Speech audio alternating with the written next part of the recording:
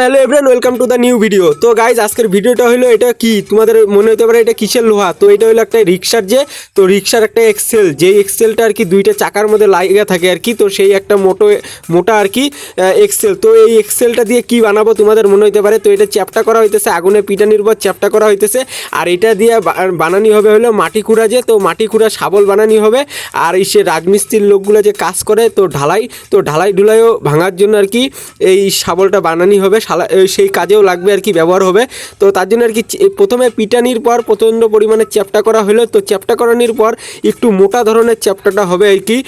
তার জন্য আর কি সেটা প্রথমে আগুনে পিটানির পর হাতুড় দিয়ে বাড়ি মারার পর চ্যাপ্টা করার পর তারপরে লাইনের উপরে নিয়ে একটু সে চ্যাপ্টা করা একটু চ্যাপ্টাটা সমান করা হলো। তো তারপরে আর কি আবার সে আগুনে দিয়ে পুরানি হয়েছে। তো পুরানির পর তারপরে আবার একটু বেশি করে পুরানির পর তারপরে আর কি দুইজনই বাড়ি মারলাম, আমি আর বাবা দুইজনই বাড়ি মারলাম। তো বাড়ি মারার পর তারপরে প্রচণ্ড পরিমাণে আর কি চ্যাপ্টা করে ফেলাইলাম, একদম পাতলা আর কি চ্যাপ্টাটা করে ফেলাইলাম।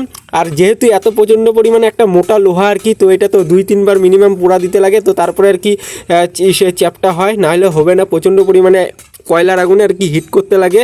তো তারপরে আর কি এটা চ্যাপ্টা করা যাবে পিটানির পর। তো ফাইনালি আর কি পিটাইতে আর আগুনে পুড়ে দেওয়ার পর এতক্ষণ পিটানির পর তারপরে আর কি মালটা আর কি চ্যাপ্টা করা হলো।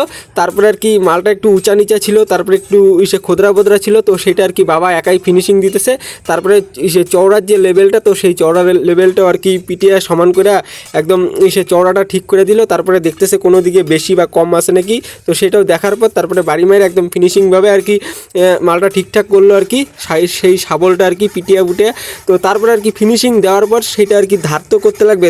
ধার না দিলে মাটিটা খুঁড়বে কেমন করে, বা ঢালাই যে, তো সেই ঢালাইটা শক্ত ভাঙবে কেমন করে। তো তার জন্য আর কি ধার দুধ দেওয়ার পর তারপরে এটা টেম্পার দিতে লাগবে। তো আগুনে পুড়ে টেম্পার দিয়ে আগুনে হিট করলো, হিট করার পর তারপরে জলে দিয়ে কিছুক্ষণ রাখলো। তো জিনিসটা আর কি গরমও আছে।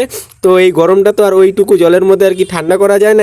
এত মোটা একটা শাবল আর কি এত প্রচণ্ড পরিমাণে হিট হয়েছে। তার জন্য আর কি কলপারে আসলাম। কলপারে আসার পর পাইপের যে জল, তো সেই মোটরের জলের মধ্যে আর কি একদম ধরলাম হাত দিয়ে। তো ধরার পর তারপরে একটু করে ছোঁয়া লাগাই। তারপরে দেখো কি প্রচণ্ড পরিমাণে আর কি ধোঁয়া উঠে। তাহলে ভাবতেই পারতেছো কী পরিমাণে এই শাবলটা আর কি, সেই মাটি ঘোরা শাবলটা গরম হয়েছিল আর কি, সেই কয়লার আগুনে আর কি প্রচণ্ড পরিমাণে গরম ছিল আর কি। তো যার জন্য আর কি সে কলপারে আনার পর তারপরে আর কি এরকম করে আর কি মোটরের যে জল, তো সেই মোটরের জলে আর কি জিনিসটা ঠান্ডা করা হলো। তো ফাইনালি ঠান্ডাটা করা কমপ্লিটলি হয়ে গেল। তো এটা দিয়ে এখন মাটি মুটি খোঁড়া সবই করা যাবে আর কি, দেখতেই পারলা সেটা।